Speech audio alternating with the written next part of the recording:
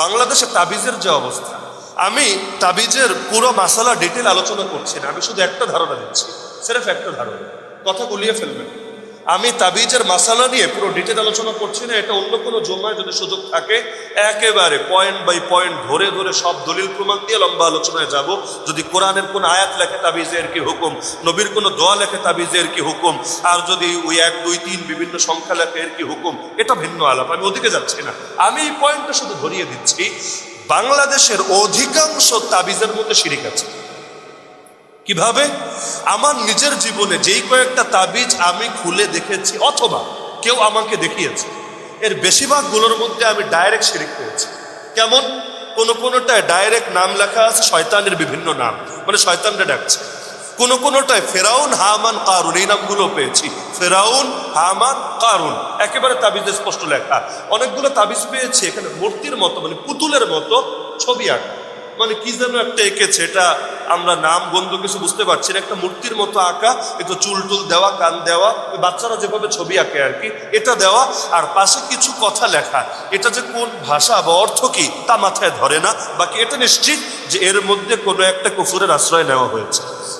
তো এখন বড় একটা সমস্যা হলো, বাংলাদেশে যারা তাবিজ লেখে, রাজবাড়ির অনেকে নারাজ হবে আমার এই কথা শুনলে, কিছু করার নেই, বাংলাদেশে যারা তাবিজ লেখে এদের বড় একটা অংশই ভালো আলেম না। বাস্তব না কি অবাস্তব? ভালো আলেম হওয়া ভিন্ন জিনিস, আর একটা আলিফ বা তাসা পড়তে পারে, আজান দিতে পারে, কোন রকম নামাজ পড়াইয়া দিতে পারে, এটা ভিন্ন জিনিস। বাংলাদেশে যারা তাবিজ লেখে বড় অংশ বুঝেন তো, সবাই না, তবে সংখ্যাটা একেবারে কম না, 60-70% হবে অন্তত যারা আলেম না। আলেম না হওয়ার কারণে এরা কি করে? এরা বিভিন্ন বই থেকে তাবিজ লেখা শেখে, অথবা আজকাল তো যোগ আপডেট, গুগল সার্চ করে করে, অথবা টেলিগ্রামে বিভিন্ন চ্যানেল আছে তাবিজ তোমারের, এগুলো ফলো করে করে সেখান থেকে শেখে। এর ব্যাখ্যা নেই ওদের কাছে। আমি 1-2 জনকে জিজ্ঞাসাও করেছি, এই যে লিখলেন এর মানেটা কি, আপনি কি বুঝালেন? মূলত এর মধ্যে তো শিরিক দেখতে পাচ্ছি, কি বুঝালেন? বললো কি বুঝিয়েছি তা তো আমি বুঝি না, আমি তো অমুক জায়গায় পেয়েছি, আমি ব্যাস কপি পেস্ট করে জীবন চালায়া দিচ্ছি। যে আমি পেয়েছি জাফরান কালি দিয়ে পূর্ণিমার রাত্রি গভীর রাত্রিতে অমুক নদীর পানি এনে তারপরে এর সাথে মিশিয়ে এটা করতে হবে, বাস করেছি, আমার কাছে কোনো ব্যাখ্যা নাই। তো যার কাছে ব্যাখ্যা নেই তারা ধরবেন কিভাবে? ও তো কপি পেস্ট করে চলছে।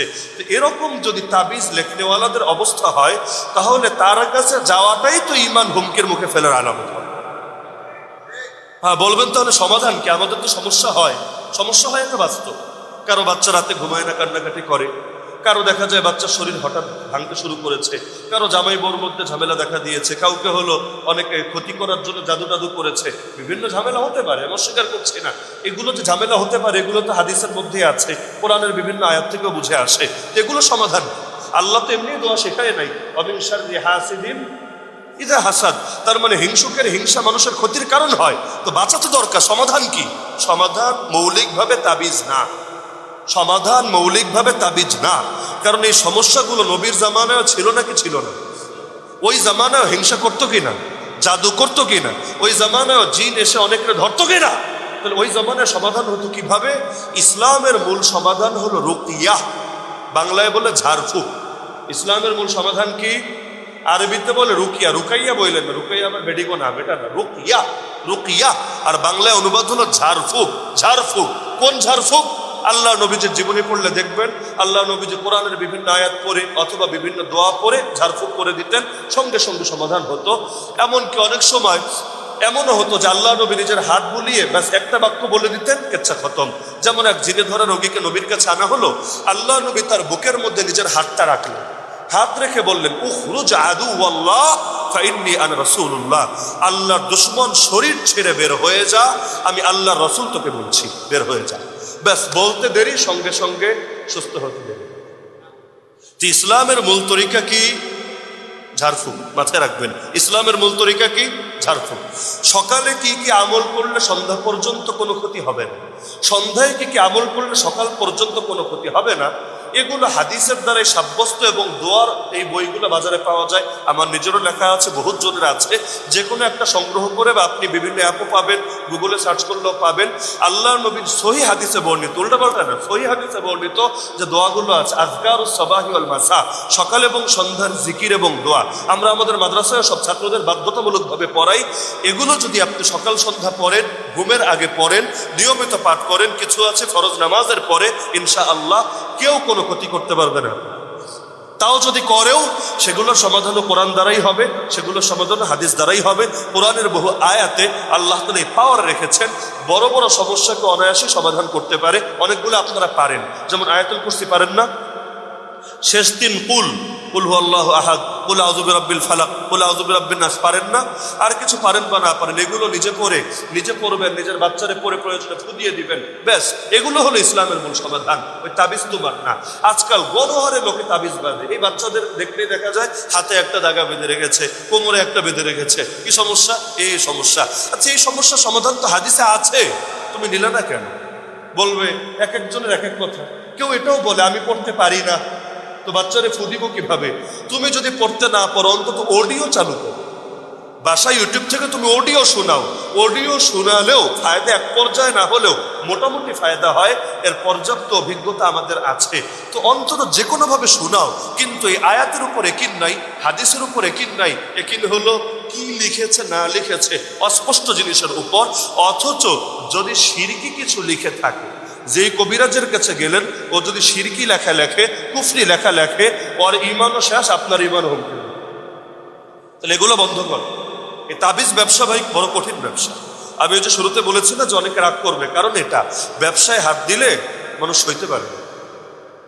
আরো 5 বছর আগে আমি যখন এই যে ভাজনচালা মসজিদে বসে আমি বলেছিলাম যে কোরবানি নিজেরা জবাই নিজেরা করবে, নিজের পশু জবাই নিজেরা করবে। আর কেউ যদি অক্ষম হন, না পারেন, এমন দুর্বল লোক আছে, হার্ট দুর্বল, পারেই না, বা যারা শরীকে আছে কেউই পারে না, তাহলে ভিন্ন আলাপ। তাহলে যে উত্তমভাবে পারে তার সাহায্য নেন, সমস্যা নেই। কিন্তু নিজে যদি পারেন তাহলে অন্য কেউ দিয়ে করায় আনবে। নিজের পশু নিজেই করেন, এটাই সুন্নাহ। রাসূল নিজেই করেছেন, সাহাবীরা নিজেই করেছেন, এটাই সুন্নাহ। এবং আপনার দিলে যে আবেগ থাকবে, এটা আমার দিলে থাকবে না, স্বাভাবিক ব্যাপার। আপনার বাপের জন্য দোয়া করলে আপনি যে আবেগ নিয়ে করবেন, আমি সে আবেগ নিয়ে করতে পারবো না। তো নিজে পারলে নিজেই করেন, এটাই উত্তম, এটাই দিলের কোরবানি বেশি হবে। তখন দেখা গেল অনেকজন রাগ করেছে আমার উপর, আমি নাম বলবো না, অনেকজন রাগ করেছে। কেন? কারণ জবাই করলে 200-400 করে যদি পাওয়া যায়, তাহলে 20 জনের জবাই করলে মোটামুটি একটা ভালো অ্যামাউন্ট তো হয়ে যায়, একটু খারাপ না। একদিনে যা আসে মাগনা, তাই তো ভালো। তো এখন অনেকে রাগ করলো যে কি রে, আমাদের রিজিকে হাত দেওয়া লাগলো। কিন্তু বিষয়টা তো আসলে রিজিকে হাত দেওয়ার বিষয় না, যা বাস্তবতা তা তো বলা লাগবে। তো কেউ যদি তাবিজ তুমারের ব্যবসায়ী করে, যেভাবেই হোক, ভালোভাবেই হোক মন্দভাবেই হোক, শিরকিভাবেই হোক বৈধভাবেই হোক, আর আমি যদি মানুষের রুকিয়া প্রমোট করি, আর রুকিয়া করতে বড় হুজুরের কাছেও যাওয়া লাগবে না। হুজুরের কাছে গেলে যেতে পারেন, যেমন সাহাবীরাও নবীজির কাছে নিয়ে এসেছেন। কিন্তু আপনি নিজেও করতে পারবেন যদি আয়াতগুলো হাদিসগুলো আপনার জানা থাকে। তখন তো অনেকেই রাগ করবে, হায় রে কই হাত দিল রে, মাসে 50,000 পুরাই শেষ। তো মুশকিল ব্যাপার এগুলো, কিন্তু যেটা বাস্তবতা সেটা বলা দরকার নাকি দরকার নেই। তো মাথায় রাখবেন, তাবিজ তুমার ইসলামের মূল সমাধান না। ইসলামের মূল সমাধান কি? রুকিয়া। মূল সমাধান কি? রুকিয়া। বাংলায় বললে ঝাড়ফুঁক। তবে মন্ত্র পড়ে ঝাড়ফুঁক, মন্ত্র পড়ে ঝাড়ফুঁক, কি পড়ে ঝাড়ফুঁক? হ্যাঁ, এখন যদি আবার ওই যে কবিরাজে মন্ত্র পড়ে ঝাড়ফুঁক করে দেয়, তাবিজ ব্যবসা বাদ, এবার ঝাড়ফুঁকের ব্যবসা চলবে। এখন বিভিন্ন কালী মন্ত্র, এই মন্ত্র সেই মন্ত্র পড়ে ছুয়ার ফু দিতে থাকে, এতে কাজ হবে না, এতে ঈমান আরো বেশি বরবাদ হবে। বরং এটাও দিতে হবে কিভাবে? আয়াত পড়ে বা হাদিস পড়ে, যেটা ইসলামের মধ্যে অনুমোদিত আছে।